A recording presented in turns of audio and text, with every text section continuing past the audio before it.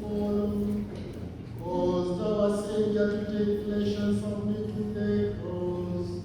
Graciously grant that we may heed this lesson of patient suffering, and so merit a share in his resurrection, who lives and reigns with you in the unity of the Holy Spirit, one God forever and ever.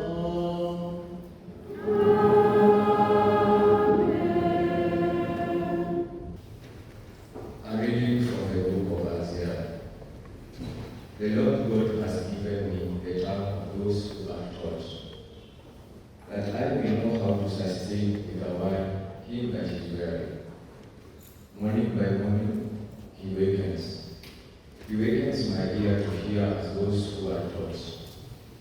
The Lord God has opened my ear, and I was not rebellious. I turned not backward. I gave my mouth to those who struck me, and my cheeks to those who pulled out the beard.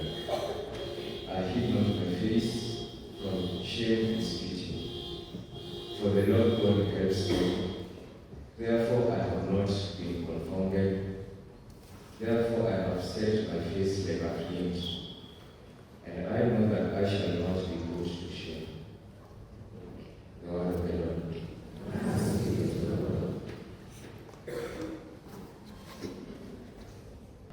My God, why have you forsaken me? My God, why have you forsaken me? My God, why have you forsaken me? My God,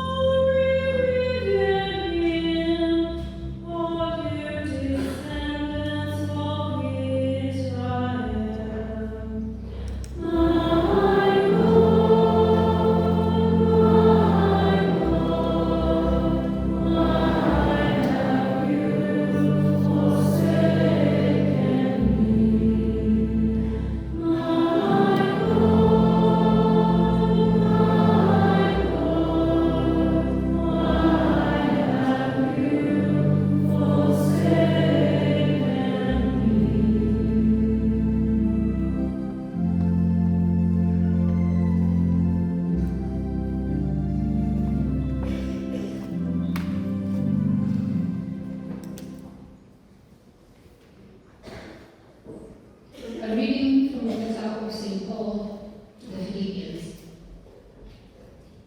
Christ Jesus, though he was in the form of God, did not count equality with God a thing to be grasped, but emptied himself, taking the form of a servant, being born in the likeness of men. And being found in human form, he humbled himself and became obedient unto death, even death on a cross. Therefore, God has highly exalted him and bestowed on him the name which is above every name, that at the name of Jesus every knee should bow, in heaven and on earth and under the earth, and every tongue confess that Jesus Christ is Lord, to the glory of God the Father. The word of the Lord. And your right.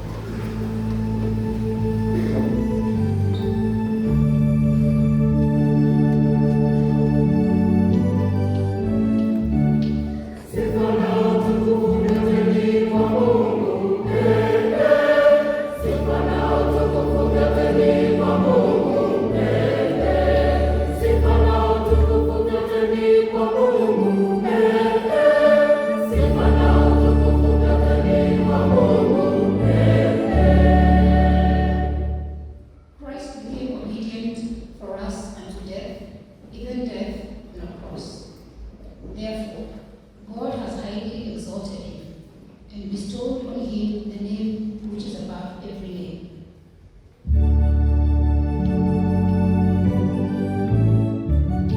Sifa na utukufu vyote ni kwa Mungu. Sifa na utukufu vyote ni kwa Mungu. Sifa na utukufu vyote ni kwa Mungu. Sifa na utukufu vyote ni kwa Mungu.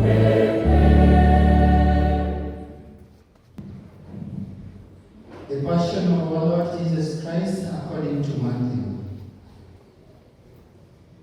At that time, one of the 12, who was Judas Iscariot, went to the chief priests and said, What will you give me if I deliver him to you? and they paid him 30 pieces of silver. And from that moment, he sought an opportunity to betray him. Now, on the first day of unleavened bread, the disciples came to Jesus, saying, Will you help us prepare for you to eat the Passover? He said, Go into the city to such a one and say to him, The teacher says, My time is at hand. I will keep the Passover at your house with my disciples. and the disciples did as Jesus had directed them, and they prepared the Passover.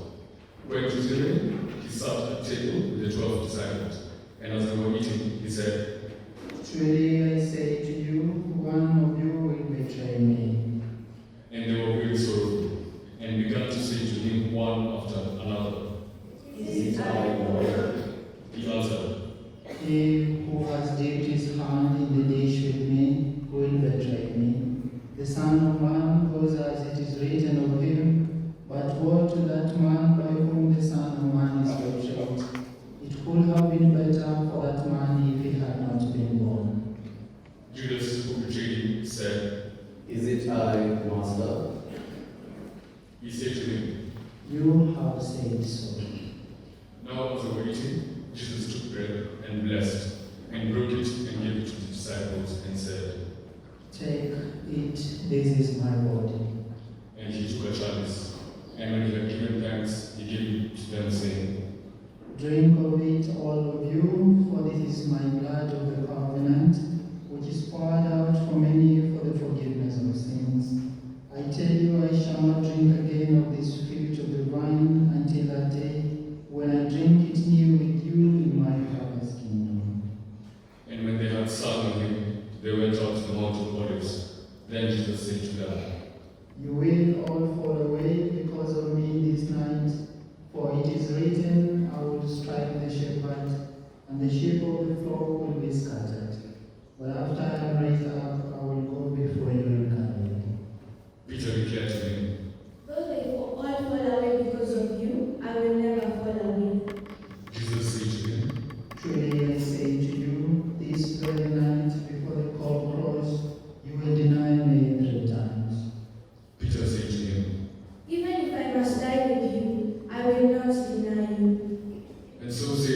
disciples. Then Jesus went with them to a place called Gethsemane, and he said to his disciples, Sit here while I go over there and pray. In taking with him Peter and the two sons of Zebedee, he began to be sorrowful and troubled. Then he said to them, My soul is very sorrowful even to death. Remain here and watch with me.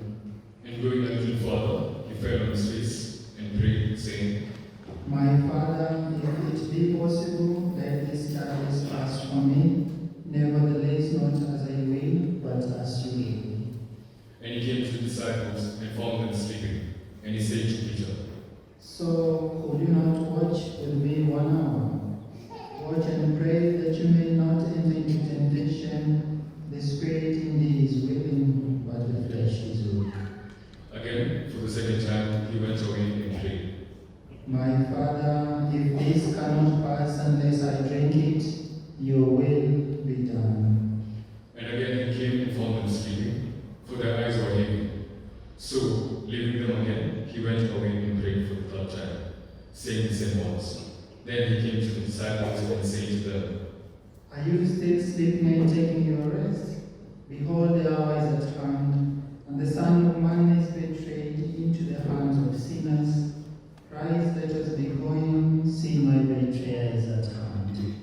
While he was still speaking, Judas came, one of the 12, and with him a great crowd of swords and clubs, from the chief priests and the elders of the people. Now the betrayer had given them a sign, saying, The one I shall kiss is the one, seize him. And he came up to Jesus at once and said, Hail, Master. and he kissed him. Jesus said to him, Friend, why are you here? Then they came up and laid hands on Jesus and seized him. And behold, one of those who were with Jesus stretched out his hand and drew his sword, and struck the slave of the high priest, and cut off his ear. Then Jesus said to him, Put your sword back into its place, for all who take the sword will perish by the sword.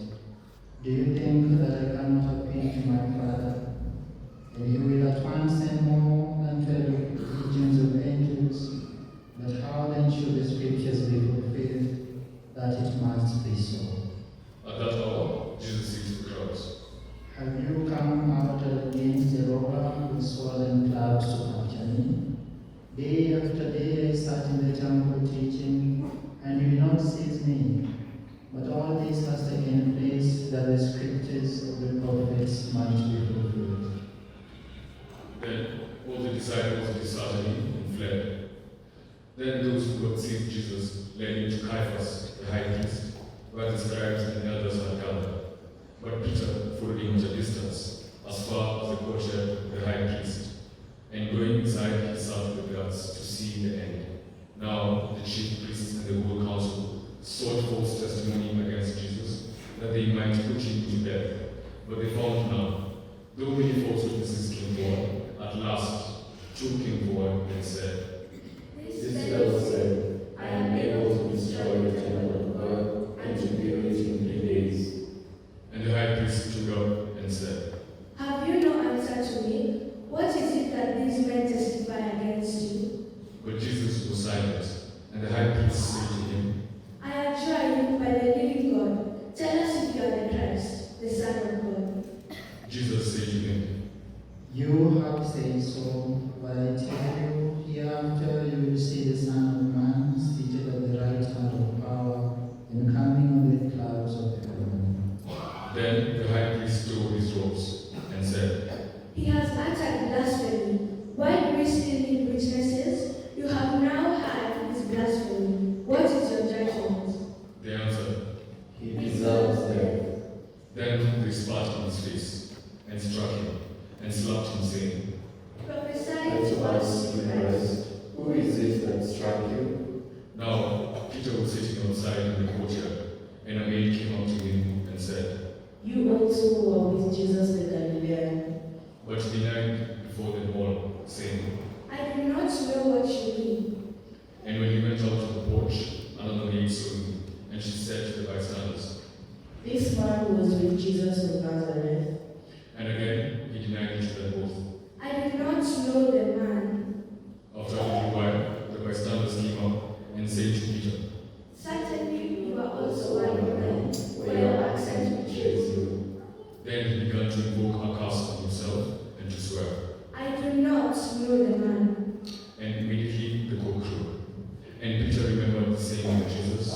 before the cock crows, you will deny me 3 times.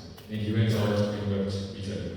When morning came, all the chief priests and the elders of the people took counsel against Jesus to put him to death, and they bound him and led him away and delivered him to Pilate, the governor. When Judas, his betrayer, saw that he was condemned, he repented and brought back the 30 pieces of silver to the chief priests and the elders, saying, I have sinned in betraying innocent blood. They said, What is that to us? See to it yourself. and throwing down pieces of silver in the temple, he departed. And he went and hung himself. But the chief priests, taking the pieces of silver, said, It is not lawful to put them into the treasury, since they are blood money. So they took counsel and brought with them the potter's field to bury Savior's name. Therefore, that field that has been called the field of blood to this day. Then was fulfilled what had been spoken by the prophet Jeremiah, saying, And they took the 30 pieces of silver, the price of him on whom a price had been set by some of the sons of Israel, and they gave them for the potter's field as the Lord directed me. Now Jesus stood before the governor, and the governor asked him, Are you the king of the Jews? Jesus said to him, You have said so. But when he was accused by the chief priests and the elders, he made no answer. Then Pilate said to him, Do you not hear how many things they testify against you? but he gave him no answer, not even to a single charge, so that the governor wondered greatly. Now, at the feast, the governor was accustomed to release for the crowd any one prisoner whom they wanted. And they had then a notorious prisoner called Barabbas. So, when they had gathered, Pilate said to them, Whom do you want me to release for you, Barabbas or Jesus who is called Christ? For he knew that it was out of envy that they had delivered him up. Besides, while he was sitting on the judgment seat, his wife sent word to him, Have nothing to do with that righteous man, for I have suffered much over him today in a dream. Now, the chief priests and elders persuaded the people to ask for Barabbas and destroy Jesus. The governor again said to them, Which of the two do you want me to release for you? and they said, Barabbas. Pilate said to them, Then what shall I do with Jesus who is called Christ? they all said, Let him be crucified. and he said, Why? What evil has he done? but they shouted all the more. Let him be crucified. So when Pilate saw that he was gaining nothing, but rather that a riot was beginning, he took water and washed his hands before the crowd, saying, I am innocent of this righteous man's blood. See to it yourselves. And all the people answered. His blood be on us and on our children. Then he released for them Barabbas, and having scourged Jesus, delivered him to be crucified. Then the soldiers of the governor took Jesus into the praetorium, and they gathered the whole battalion before him, and they stripped him, and put a scarlet robe upon him, and placing a crown of thorns, they put it on his head, and put a reed in his right hand, and kneeling before him they mocked him, saying, Hail, King of the Jews. And they spat upon him, and took the reed, and struck him on his head. And when they had mocked him, they stripped him of the robe, and put his own clothes on him, and led him away to crucify him. As they were marching out, they came upon a man beside him, Simon by name. This man they compelled to carry his cross. And when they came to a place called Golgotha, which means the place of a skull, they offered wine to drink, mingled with gall. But when he tasted it, he would not drink it. And when they had crucified him, they divided his garments among them by casting lots. Then they sat down and kept watch over him there. And over his head, they put the charge against him, which read, This is the King, this is Jesus, the King of the Jews. Then 2 robbers were crucified with him, one on the right and one on the left. And those who had passed by behind him, wagging their heads and saying, You who will destroy the temple and build it in 3 days, save yourself. If you are the Son of God, come down from the cross. So also the chief priests, with the scribes and elders, mocked him, saying, He said to others, He cannot save himself. He is the King of Israel. Let him come down now from the cross, and we will believe in him.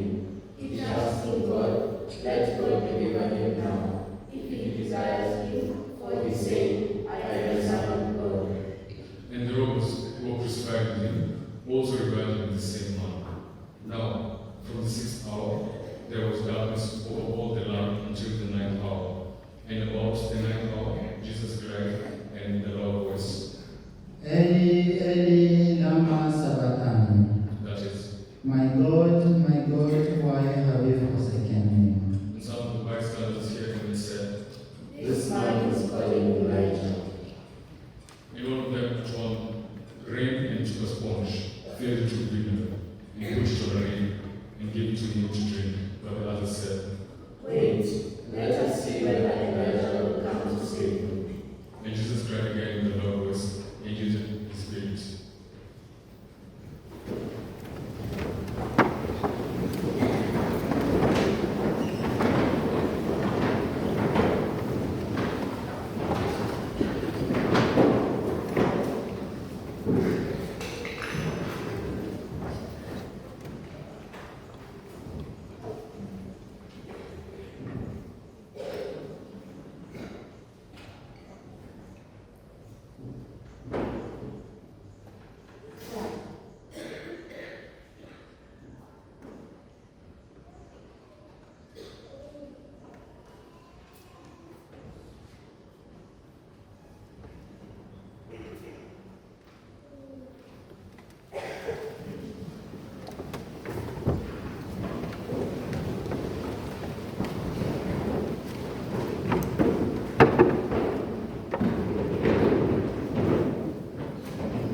And behold, the curtain of the temple was torn in two, from top to bottom, and the earth shook, and the rocks was split.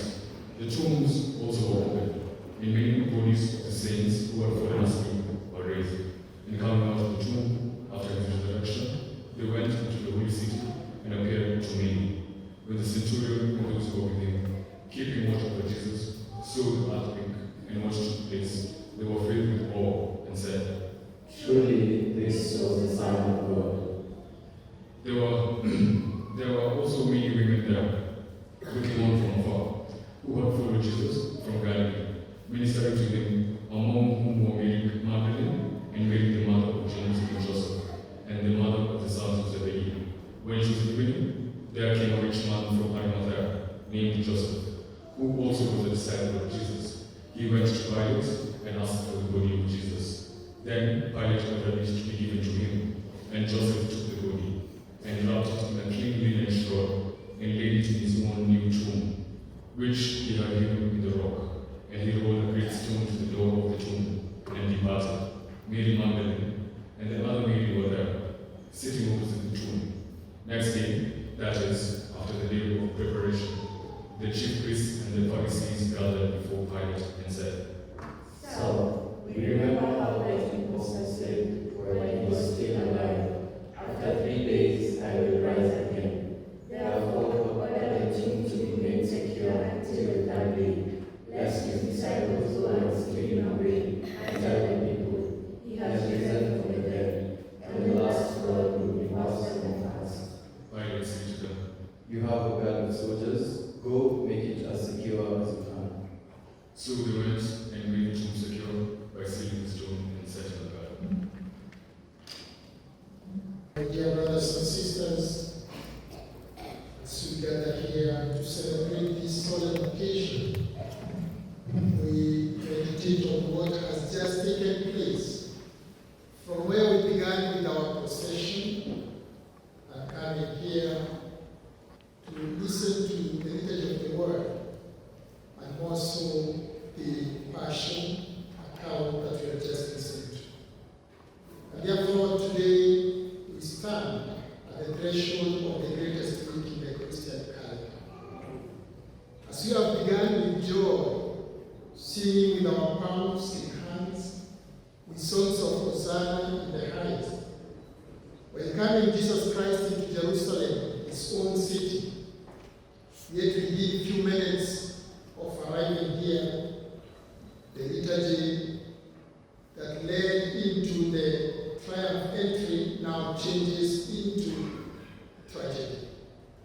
Tragedy in the sense of, after the procession, we now have to proclaim the Passion. Dear brothers and sisters, this is not sent is something that is given to us so that we can reflect on the things that are going to happen in the coming days. The same people who are shouting, Hosanna in the highest, in a short while will be crying out, crucify him. Therefore, Palm Sunday confronts us with the instability of human heart. It is asking us a direct question. Where do I stand in this story?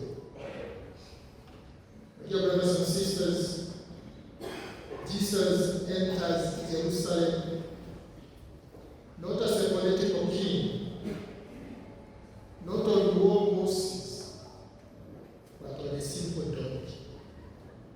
You all know a donkey is just an animal that sometimes people don't even respect it. Those of you who are born to villages where there are donkeys, you see how they are treated sometimes. Even as they are laboring hard, they are being beaten to, increase the speed.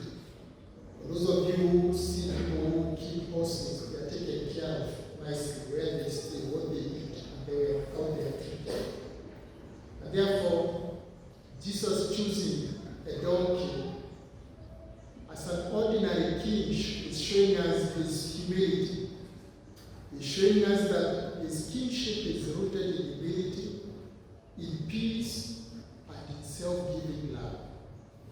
As we said, this is a total surrender from the Son of God who accepted to take our human form so that we can be sons and daughters of God.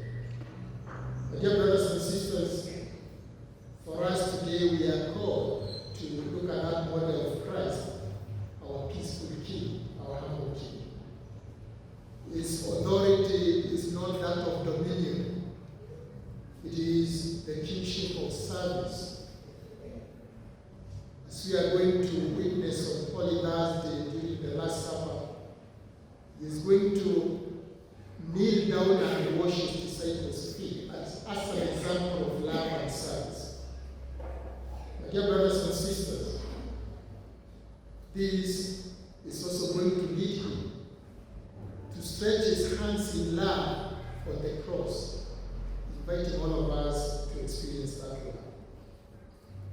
We do not remain singing Hosanna, holding our palms, but we are quickly invited to get into the passion narrative, because true discipleship, my dear brothers and sisters, cannot only stop at enthusiasm of singing and dancing. We need to pass through the cross. Of course, in our lives, we don't love crosses. Whenever we go through challenges and difficulties, sometimes we are tempted to think that God is not with me. He has deserted me. Of course, this is very characteristic of human beings. Jesus himself, when he was going through the suffering, when he was facing the death on the cross, although he was God, the human aspect of him had this question that most of us probably might have when things are difficult. My God, why have you forsaken me? Like, where are you? Something that happens to us in many, many occasions.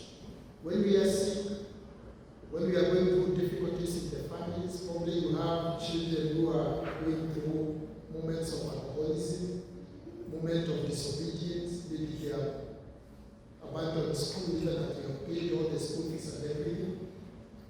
And you are a faithful Christian, and at that moment you are wondering, God, where are you? Why is this happening to me? That is human condition, that we are tempted once in a while to ask, God, where are you? Dear brothers and sisters, it is easy to follow the road when there are palms, when we are singing Hosanna in the heights. It is very easy to be Christians when things are good. But it becomes very difficult to follow him when the road is leading us to the cross. The passion narrative that we have just listened to on the account gives us a number of characters in that gospel passage that we have read. There is a Judas, there is Peter, there are the crowds, there is Pilate and all the other people who were in authority who really wanted to kill Jesus. And what was his sin? Probably was challenging their way of doing things. They were not ready to accept something new. They accused him of blasphemy. But in actual fact, he was the Son of God. In that account, we see there is betrayal by a friend. Judas would come and kiss him. And this happens even in our own lives where we are betrayed by our own friends, sometimes even our own family members. And some other times we are the betrayers. We betray the trust of other people. We betray family members, colleagues at work, and all the other people maybe whom we interact with. There is denial by a disciple. Peter, out of fear, had to deny him a few times. I don't know him. I don't even know what we're talking about. Peter was willing to follow, as we have heard, he followed closely behind, but keeping a distance, up until someone recognized him and said, I think I saw you with him. He said, I don't know what you're talking about. It was out of fear that he denied him. But after that, he would go back and out of remorse cry bitter. He did not remain at the betrayal part, but he overcame it and became one of the greatest disciples. There was abandonment by all the other disciples, except one who remained with the way. And this can happen to us also. When things are difficult, we run away.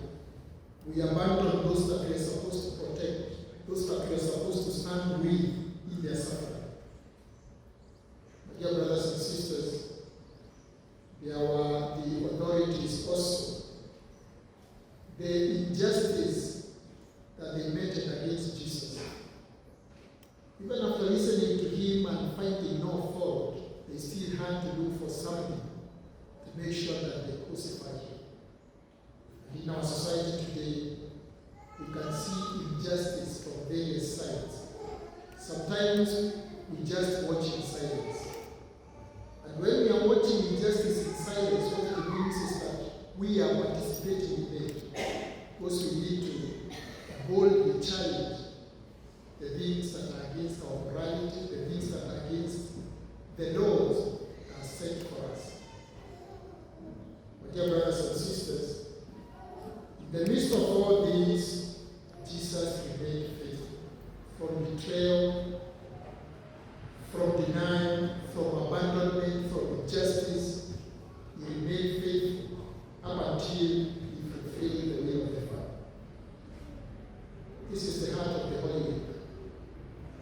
That God's faithfulness in the face of human inconsistency is something that we need to recognize. Even when we become unfaithful out of fear, sometimes out of malice, sometimes out of jealousy, God remains faithful because He's our loving Father. He's a merciful God. My dear brothers and sisters, this Palm Sunday is calling us to avoid superficial Christianity, whereby we are Christians only on Sunday. At the moment we leave that door and that gate, we leave the Christianity here in the compound for Father Jonathan and his friars to remain with it and pick it again on Sunday. Because we who are seated here are the same people who are doing business out there. Sometimes the businesses that we do, I don't know whether we are supposed to have ethics in business, but sometimes we do things that we cannot understand as human beings. And after that we come again, we say God is good all the time. We come again, and on Sunday we'll be shouting hallelujah, hallelujah is our life, hallelujah is the go back and continue sinning. My dear brothers and sisters, we are called to remain faithful even when things are difficult. And therefore, we need to ask ourselves, why do I follow Christ? Am I following him because I'm getting these favors? It's like what he told the disciples. You are following me because of the bread you eat. Are we following him because we are eating bread and we are getting these good things? Or we are following him because we know what or who he is in our lives? Are we disciples only in moments of blessing, or even in moments of suffering to remain faithful disciples? These are very personal questions, and nobody is supposed to answer for the other. Each one of us can think and reflect. Dear brothers and sisters, true discipleship means walking with Jesus all the way, from the supper room to Gethsemane, to Calvary, and finally to the tomb, where later he resurrects and gives us life. And therefore, this week is not just something to remember, as it is our custom. I remind people of the prayer that we pray many times. Glory be to the Father, and to the Son, and to the Holy Spirit, as it was in the beginning, is now, and ever shall be, world without end. Amen.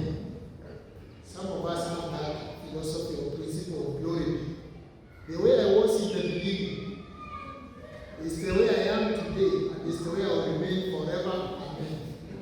We need to avoid that, because if we don't get transformed by encountering Christ, then we are wasting time. Our encounter with Christ should change us so that we can be able to be true Christians, regardless of what is happening in our lives. Therefore, my dear brothers and sisters, today, as we hold the palms as a symbol of victory, we need to remember that the victory of Christ comes through the cross. And we can never avoid crosses because of the way we are created, because of the way a human being develops. There comes a time, even as we grow, challenges will continue. And when we are getting towards the end of our lives, things become very difficult, including our health and other challenges. And sometimes we behave like we'll never die. It is very interesting that we as human beings are always afraid of death. And even when our own people are sick, the people that we love, even when we see that these people for sure are going towards their grave, we keep on shouting, Ashindo, you will be okay. But none are Ashindo, because that is our way. What we need to do is to prepare. Because we cannot keep on shouting Ashindo and we are not preparing ourselves to encounter Christ. So as we begin this Holy Week, let us be conscious of the mysteries that we are celebrating, so that we can be able to appreciate them. And I would encourage, if possible, wherever you find yourself, make sure that you attend masses throughout this week so that you can follow what is happening from today up until we come to celebrate the resurrection of our Lord.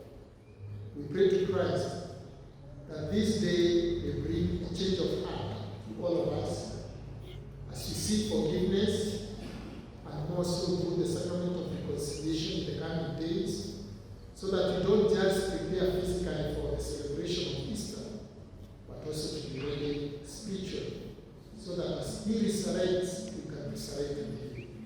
In Jesus Christ.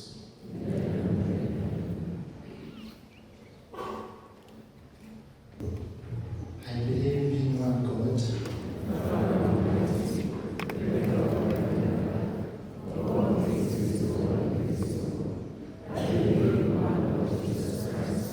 We are the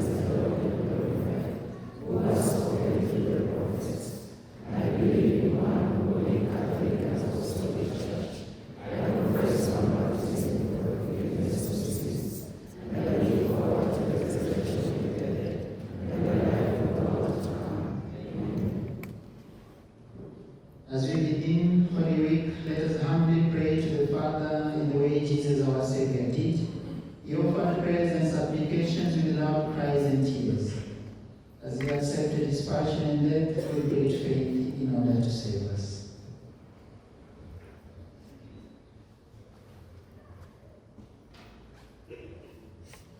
With humility we say, Lord, save your people. Lord, save your people. Assist your church, we pray. Lord, save your people. Protect our hope, we pray. Lord, save your people. Protect and bless our bishop, we pray. Lord, save your people. Clothe our priests and deacons with holiness, we pray.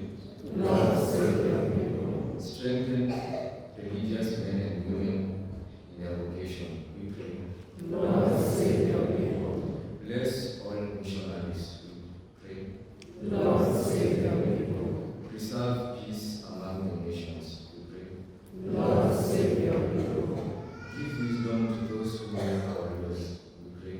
Lord, save your people. Grant us favorable weather conditions, we pray. Lord, save your people. Bring exiles back to their homes, we pray. Lord, save your people. Grant assistance to those in need, we pray. Lord, save your people. Grant health to the sick, we pray. Lord, save your people. Be a helper to the poor, we pray. Lord, save your people. Be present to those who are dying, we pray. Lord, save your people. Be a companion to us on our journey through life, we pray. Lord, save your people. Fill our families with your blessings, we pray. Lord, save your people. Be with our Christian communities, we pray.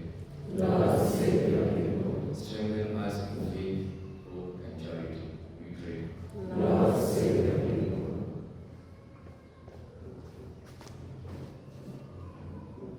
We plead with the Blessed Most Virgin Mary as we pray, Hail, Holy Queen. Mother of mercy, hail our life, our sweetness, and our hope. To you we cry, O our children of Eve. To you we send our sighs, mourning and weeping by the Lord Jesus. And the most gracious advocate, revive us from the sins of us. And after his resurrection, show unto us the blessed fruit of our Lord Jesus. O Almighty God, and most Merciful Father, your Son, our Lord Jesus Christ, has redeemed us by his death and resurrection. Fill us with your Spirit that we may fully be cleansed by Christ's blood in this time of his passion and be led to the glory of his resurrection, who lives and reigns forever and ever. Amen.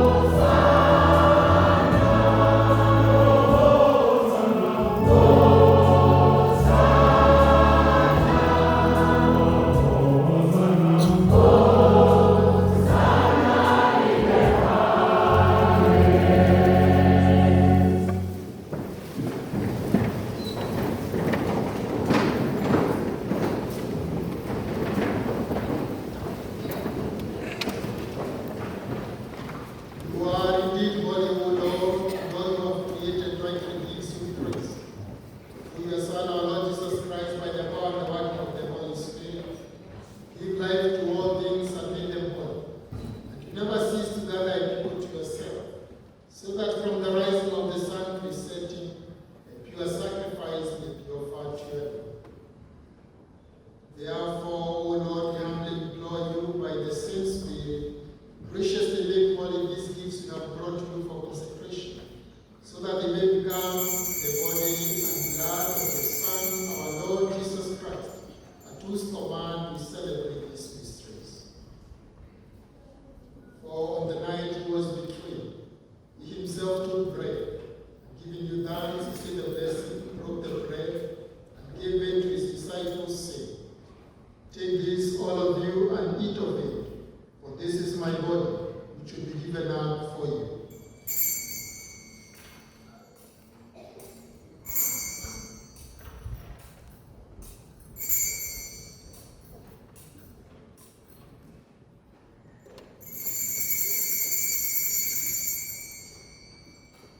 In a similar way, when supper was ended, he took the chalice, and giving you thanks, he said a blessing, and gave the chalice to his disciples, saying, "Take this, all of you, and drink from it. For this is the chalice of my blood, the blood of the new and eternal covenant, which will be poured out for you and for many for the forgiveness of sins. Do this in memory of me."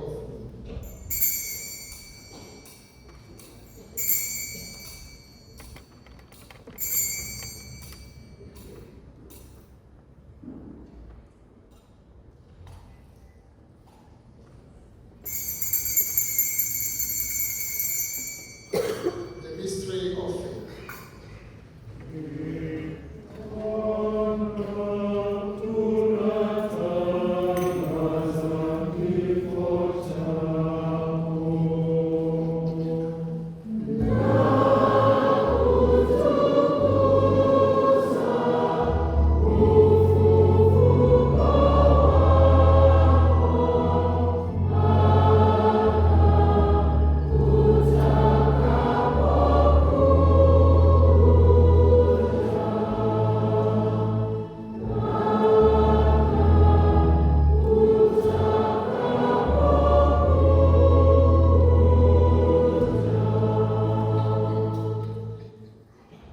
Therefore, O Lord, as we celebrate the memory of the saving passion of your Son, his wondrous resurrection and ascension into heaven, and as we look forward to his second coming, we offer you in thanksgiving this holy and living sacrifice. We pray upon the oblation of your church, and recognizing the sacrificial victim by whose death you wait to reconcile us to yourself. Grant that you are nourished by the body and blood of your Son, and filled with his Holy Spirit, may become one body, one spirit in Christ.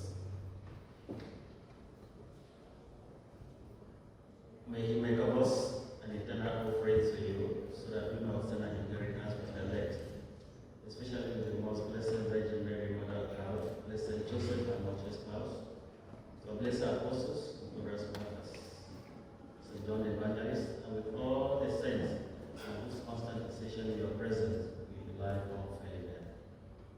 With this sacrifice of our reconciliation, we pray, Lord, advance the peace and salvation of all the world.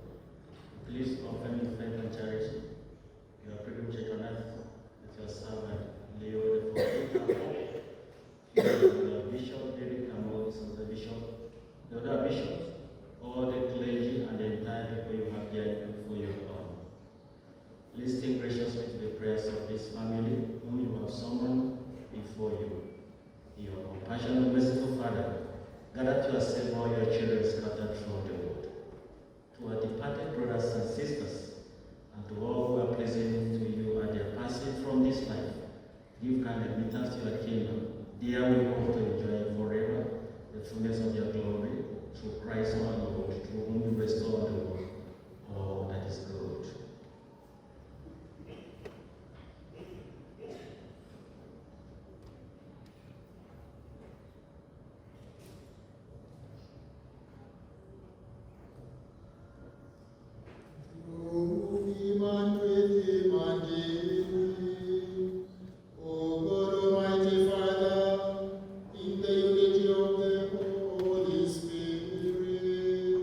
All glory and honor is yours.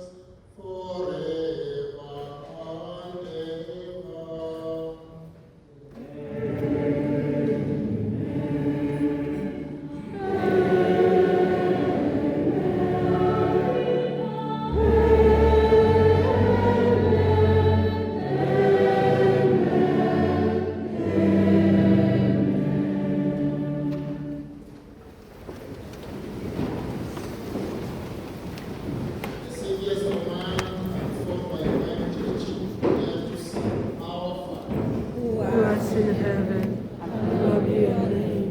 Your kingdom come. Your will be done on earth as it is in heaven. Give us this day our daily bread, and forgive us our trespasses, as we forgive those who trespass against us. And lead us not into temptation, but deliver us from evil. Whereas, Lord, we pray from every evil, graciously grant peace in our days. That by the help of your mercy, may the Holy Spirit from sin and safe from all distress, as we await the blessed hope and the coming of our Savior, Jesus Christ. For the kingdom, the power, and the glory are yours, now and forever. Lord Jesus Christ, who said to your apostles, peace I leave you, my peace I give you, look not on our sins, but on the faith of your church. And graciously grant her peace and unity in her body and spirit, live and reign forever and ever. Amen. The peace of the Lord be with you always. And with your spirit. Let us offer each other the sign of peace.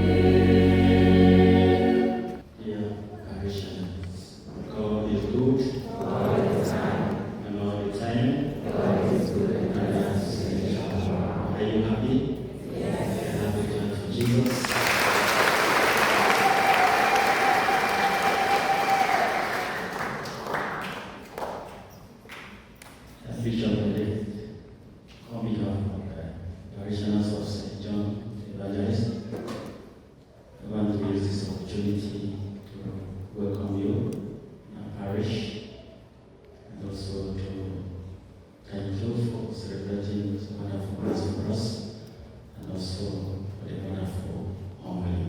Let us appreciate it.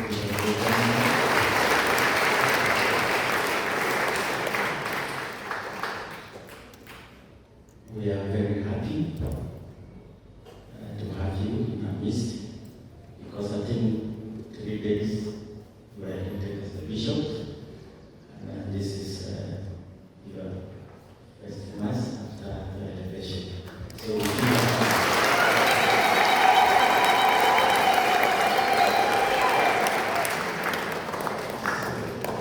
allow me to say that this is your home parish in Nairobi. Amen.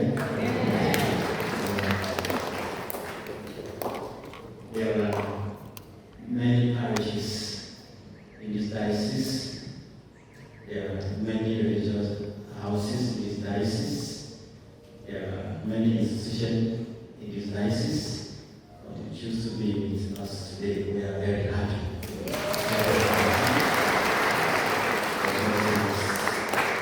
So on behalf of the parishioners of St. John the Baptist Parish, we thoughtfully and prayerfully celebrate you, Bishop of the Dead. Your appointment as Auxiliary Bishop of the Archdiocese of Nairobi. We thank God for your faithfulness, service to the Church, with your generous commitment as a conventual Franciscan friar. Your appointment is a great blessing not only to the Archdiocese of Nairobi but also to the entire Church in Kenya. We are really honored. As we embrace this new pastoral responsibility, be assured of our prayers, support, and also goodwill. May the Lord God continue to guide you with wisdom, strengthen you with His grace, and fill your ministry with abundant fruits. Humbly again.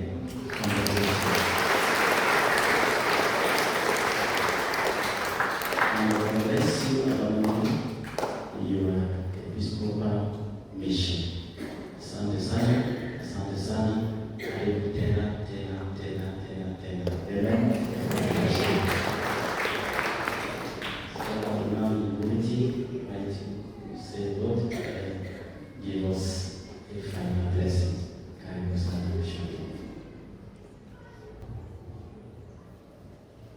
Rather than the Archbishop of St. John the Baptist, or the religious brothers and sisters and people of God, to see Jesus Christ. So I am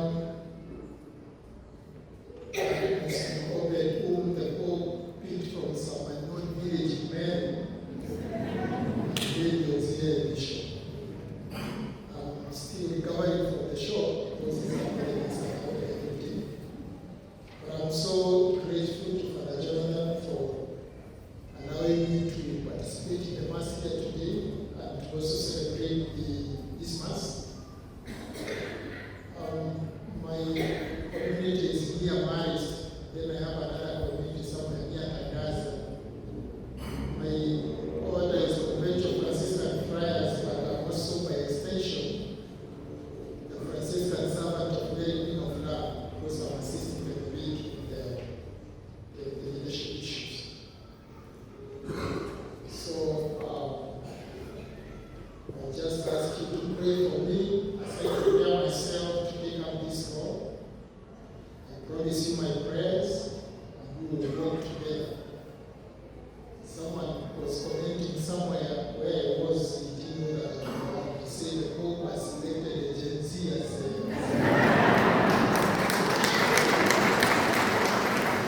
I'm assure you I'm not a Gen Z. Really do the Gadacha. You can see one of my lecturers here, Tagozi. You can confirm that I'm very old. She told me in Puebla many years ago, in postgraduate, not like a graduate, so I'm old. I should do stand, and I wish you all the